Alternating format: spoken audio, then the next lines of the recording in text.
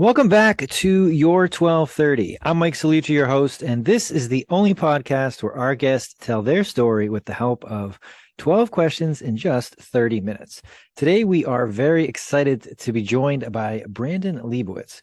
Brandon runs and operates SEO optimizers and has been doing so since 2007. They are a digital marketing company that focuses on helping small and medium-sized businesses get more online traffic, which in turn converts into clients, sales, leads, etc. Brandon, welcome. I'm very excited to talk to you this evening. Thank you for having me on today. You got it. And let's start there. Just to the uninitiated or just to level set, SEO, what does that stand for?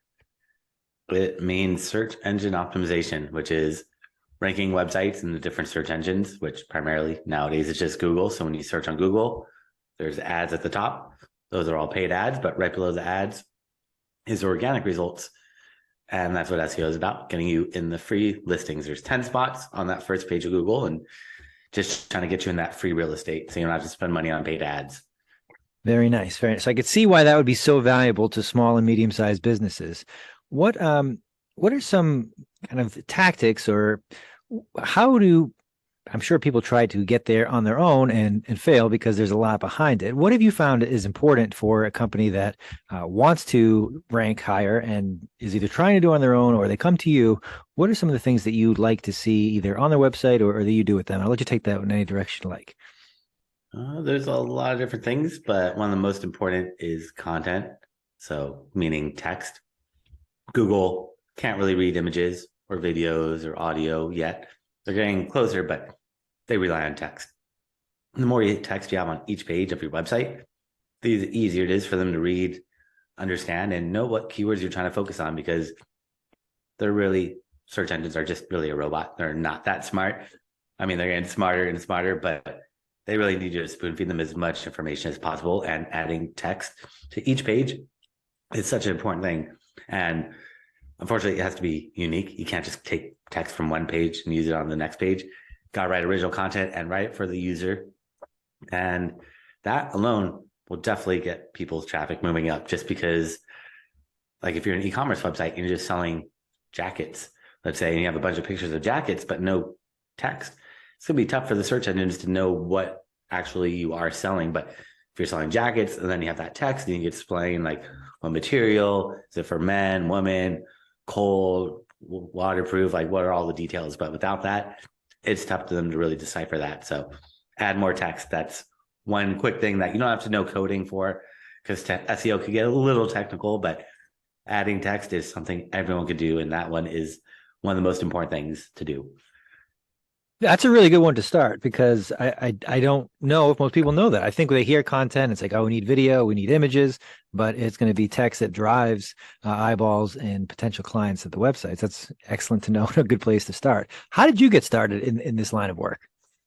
I just kind of fell into it. Wasn't planning on it, but got my degree in business marketing. And the first job I got out of school was helping a company out with their digital. And I didn't really know much about digital marketing. And they said, don't worry, we don't know much either. We're going to take you to classes and workshops and learn alongside with you, which I was like, all right, sounds interesting. Let me check this out. And I was helping out with their social media, doing search engine optimization, helping out with paid ads, doing email marketing, kind of doing it all for them. And all that stuff works to get traffic, but I just kind of focused more on the SEO over the years, just because it's like, why spend money on paid ads when you could get up there for free? And over the years, worked at different advertising agencies as a director of SEO, and before work or after work and on my lunch breaks, I work on my own company and built it up to where I was able to eventually quit my job and focus solely on this, and been doing that ever since. I love it. That's a great origin story, and especially the not having no experience and kind of figuring out with you on the fly. What do you like about kind of the collaborations that you see now with these businesses?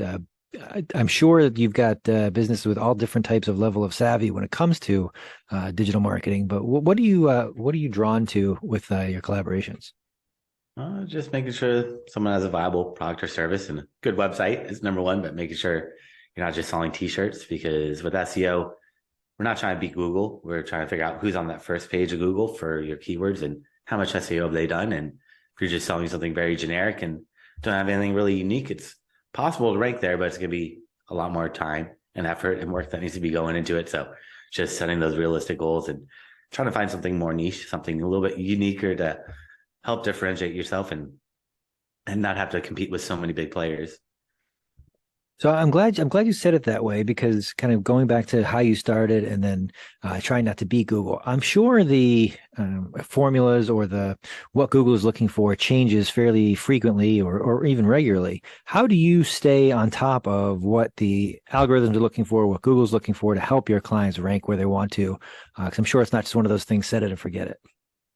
Well, you got to constantly be on top of it, reading and talking to other people, webmasters or people that do SEO, and looking in Google Analytics, other tracking tools to see, did all of a sudden rankings increase or decrease, or did nothing happen, but trying to just piece it all together, because Google doesn't really tell you.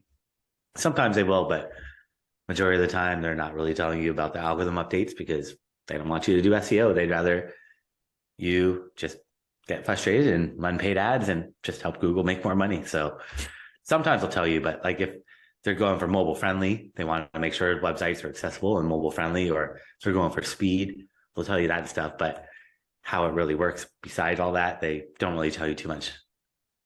Okay, that makes sense, unfortunately, but yes, I see that be how they operate.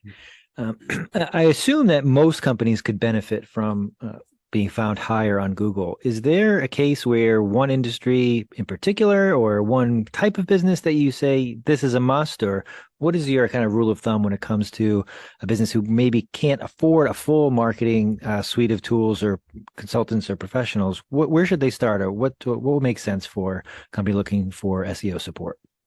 Well, I mean, the number one thing is just knowing who your audience is and where they are. Are they going to be on Google, social media, maybe none of those places, but just try to figure out who your audience is and how to be in front of them. And most of the time, it's probably going to be starting off on Google. People are going to search. So if you're not on Google, you're probably going to be missing out on traffic that your competitors are taking. But if you're selling something brand new, like create a new invention or something with like music, not many people are really searching on Google. So that's where social might come into play. So just try to figure out who your audience is and where you need to be active on and where you need to be in front of your audience. I'm glad you brought up both the audience, knowing who they are, where they are, as well as social. How do you, if you do you counsel your clients on what the content on their website should be versus what they should post on social, and to which sites, and how does that work hand in hand if it does? Well, it doesn't really help out too much with SEO, but with social media, it's just about knowing your audience and how frequently you can post. If I'm posting on my page for SEO, you probably don't want me posting more than 2-3 times a week. But if I'm posting something about sports, I could post 20 times a day and you probably wouldn't be upset. So it's just about knowing your audience, knowing what you're promoting. If you're like an event venue and you have events going on the weekends, you probably want to start promoting them on like Fridays. But normally if you're service-based business, you probably want to send out messaging on like Tuesdays and Thursdays in the middle of the week. So people aren't bogged down with emails and they're not checking out on weekend mode. But if you're selling to parents, then you might want to do it early in the morning before they're waking up with their kids, and or in the middle of the day when they have some free time. But it's a lot of people say do it this time in this hour, but it's not one size fits all. It really just depends on your audience, and look at your competitors, see what they're doing, what platforms they're active on, how frequently they're posting, and kind of get ideas from there. That makes sense. And you've referenced know your audience a couple times. I guess, to kind of dig into that further, it's obviously the people who have bought your products or services, but how important is it to know who's looking at your website, who's looking at not buying, who is currently not being, should be a client and is not yet? How do you figure out who your audience is, I guess is my question. Well, that is not an easy thing. You just got to take a step back and pretend you've never heard of your product or service and try to think about where you would be searching, where would you go, what websites would you be on, ask clients, people that purchase from you, where they've been. You can look at Google Analytics, see if there's any like forums or things like that pop up that bring in a lot of traffic. But it's all about just trying to put yourself in the user's point of view, which is tough for a lot of business owners. But you can take a step back with like a clean slate, and that would really be the best. But talking to other people is usually helpful. Talking to business owners, maybe if you're a lawyer in Los Angeles, you can reach out to other lawyers in New York or other states where you're not direct competitors. But like myself, I'm an SEO company. I can't really ask other SEO companies since we're all somewhat competitors. So just depends on what niche you're in, what industry. But if you can talk to other people that are not direct competitors that are in your field, that's probably going to be the best. That's a good point. So changing gears a moment, if you were looking to maybe land a new client or talk to somebody about what you did, and they said, "Well, tell me about a win or a story that client you worked with that has an amazing result, or something that really exemplifies what you do and how you help your clients." Is there a story that comes to mind, or thoughts like, "Yeah, I want them to know this about me if they take one thing away"? I mean, most recently had a car company. Well, they lease cars out, and their website was just built in a way that Google couldn't read and understand it. So cleaning up all the coding, fixing all these errors, and pretty much restructuring their website. Pretty much once they launched that, their traffic just skyrocketed because Google can't read your website. Like I said at the beginning, you got to spoon feed everything to Google. If they're not able to read it, they're not going to know what keywords you're targeting. And sometimes there's ways that you build websites that aren't SEO friendly and could actually block Google from it, or block Google from reading the important areas. So fixing all that pretty much shot them up. I mean, usually it takes a lot more time, but that was a quick win where it's just making sure Google and the search engines are happy, because if they're not able to read your content and understand what you're promoting or what you're writing or listing out on your website, you're gonna have trouble because they're not gonna know what to do. So fixing little things like that where it gets kind of technical sometimes, you have to look in the coding for little things that might be blocking them or blocking search engines, and just trying to fix those errors. Okay, that's good to know. And I guess kind of follow up there. How can I tell if I'm running a small business if Google can read my website? Besides hiring you, is there a way I can tell on my own if I have, as you said, spoon fed them the information up front, or is it obvious that I'm either getting no traffic or Google's telling me, "Hey, we can't read this"? I mean, if you want to see what pages Google's found and indexed in their search engine, you just type in, you go to Google, type in the word site, SITE, and then put a colon, and then put your URL. So whatever your website is, HTTPS, www.yourwebsite.com, and it'll show you all the pages that Google's found. So you can see, I have 5,000 products, but I only see 10 pages here. Something's wrong. Google hasn't found them. And then you might want to create what's called a sitemap. And a sitemap is a listing of all the pages on your website. And that kind of is like a roadmap to Google saying, like, here is all the pages on my website. Please index them and show them in the results. Even that doesn't guarantee they'll find them, but it helps them at least speed it all up. So definitely go in, create a sitemap. And most websites have it. If you want to just go to whatever your website is, .com/sitemap.xml, and usually you'll have a sitemap. And then what you need to do is submit it to Google Search Console, which is a free tool from Google. It's like Google Analytics, but Google Search Console is all for SEO. And it'll show you any errors, what pages Google's found, what keywords you rank for, what position you're in, and a ton of other information, all for free. That's awesome. Thank you for that. That I think is going to be helpful to a lot of our listeners, both to realize, okay, these are the basic things I can do. And second, if I didn't know that, what else do I not know? And what do I need to get Brandon on board helping me with, and hiring him to help our company along with? So I guess in that question, in your engagement with clients, is this kind of a one-on-one? Is it a done for you? Is it a done with you? What does it look like if a company is looking to work with you? Well, depends. Usually I'll do it for them so they can just focus on the business, but some people want to do it themselves or be more hands-on. I could definitely help out, but most people just want to set it and forget it and not have to worry about writing articles and writing blogs and doing press releases and doing all this stuff that takes a lot of time and a lot of effort, a lot of content writing, a lot of writing articles and blogs, and business owners don't always have time for that. But if they have people in-house, and I could train them how to write SEO friendly content, and then I'd go in and optimize it, clean it up, and make sure that everything is done properly. That way Google's happy and can read it and targets all the right keywords. Okay, so I mean that's helpful that there's kind of the options there that it can be done. You know, again, as you said, time is something that a lot of business owners don't always have extra of. So if it's something they can take off their plate and give it to a trusted professional like yourself, that makes it easy. And also having trained staff puts them in place for long-term success as well.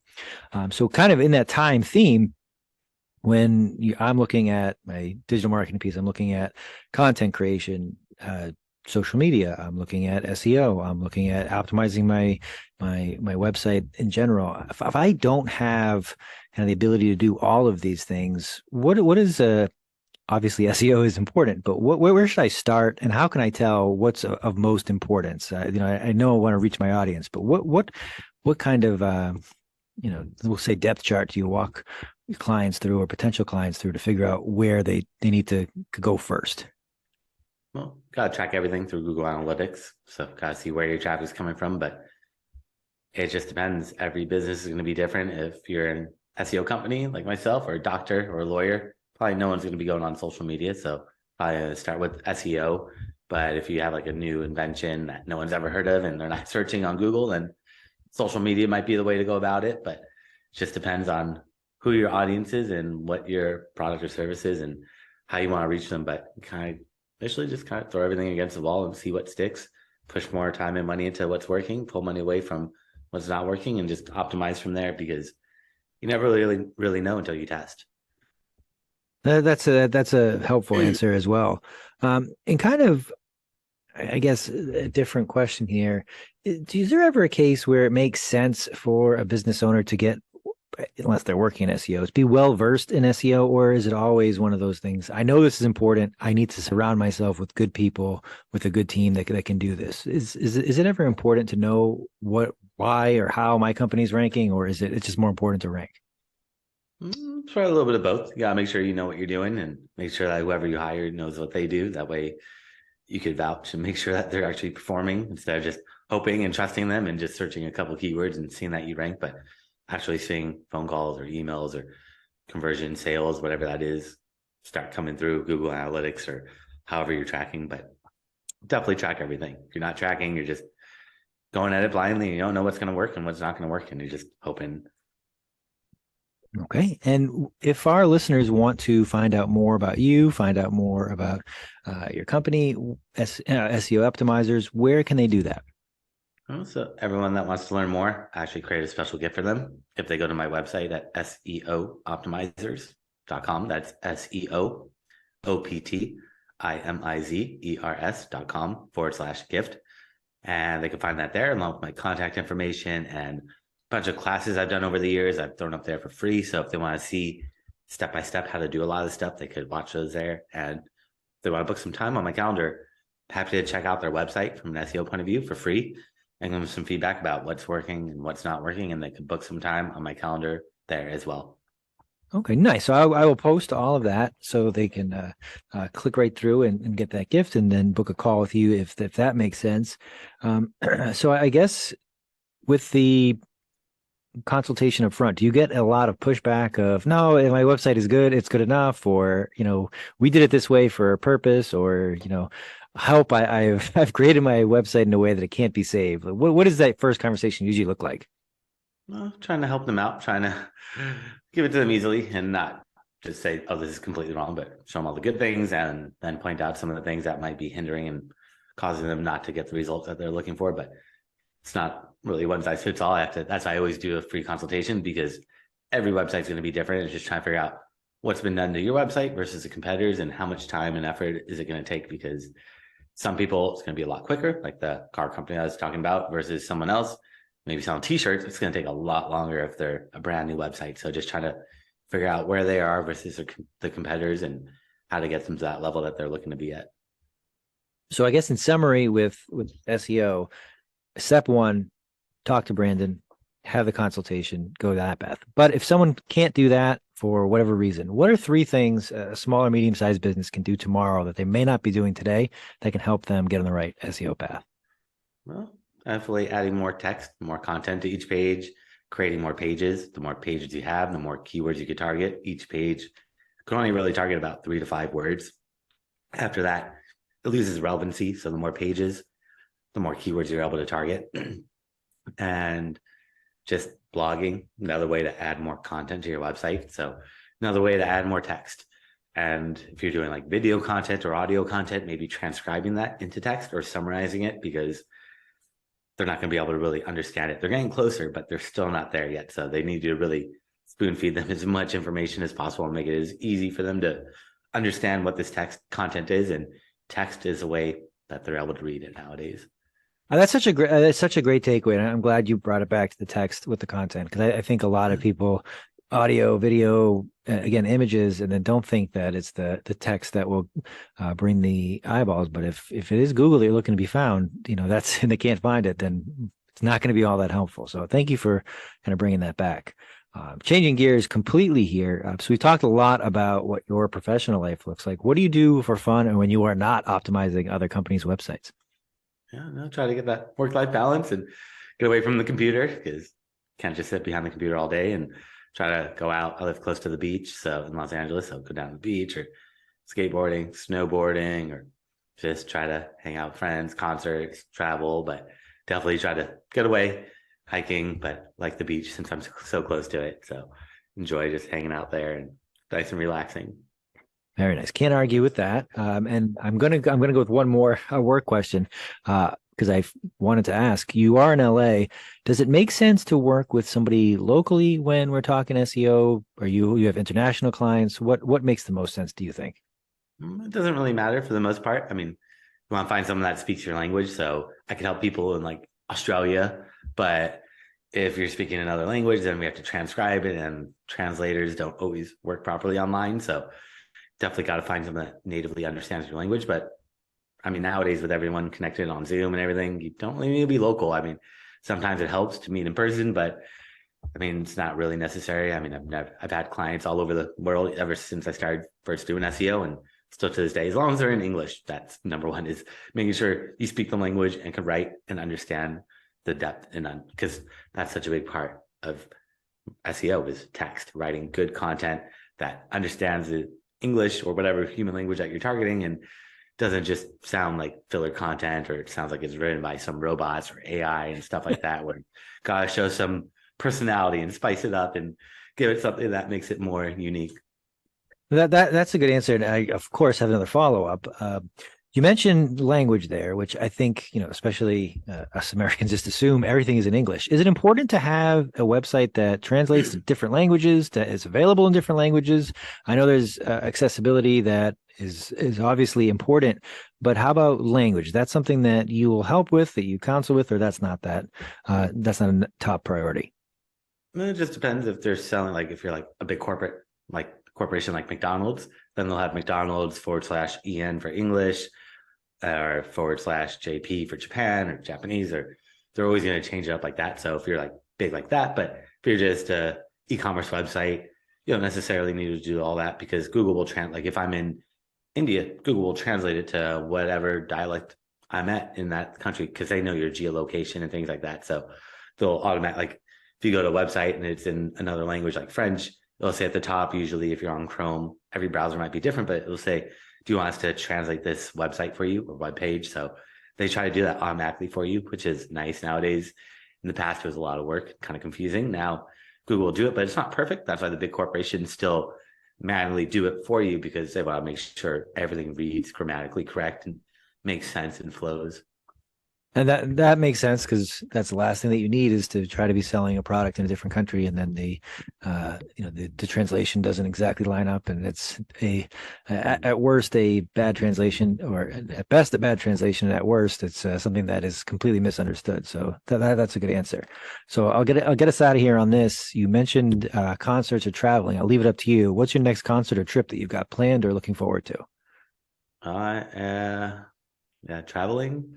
Maybe possibly going to Costa Rica in a month or so, but it's planning out a trip in Europe, but that's in October. So that one definitely looking forward to, going like Eastern Europe and traveling around there. So that one should be a lot of fun, but maybe Costa Rica, we'll see. That's one thing about that really drew me into the digital marketing as SEO, is that I could work full time at these companies when I first started and build up my freelance portfolio, just find clients here and there, and eventually build it up to where I was able to quit my job. And as long as you have a computer, and internet, then I'm good to go. That's what I wanted. Gotta make sure you have internet access, but it makes things a lot easier. So I can just kind of pick up and be a little digital nomad if I wanted to be and travel around. So try to take advantage of that as much as I can.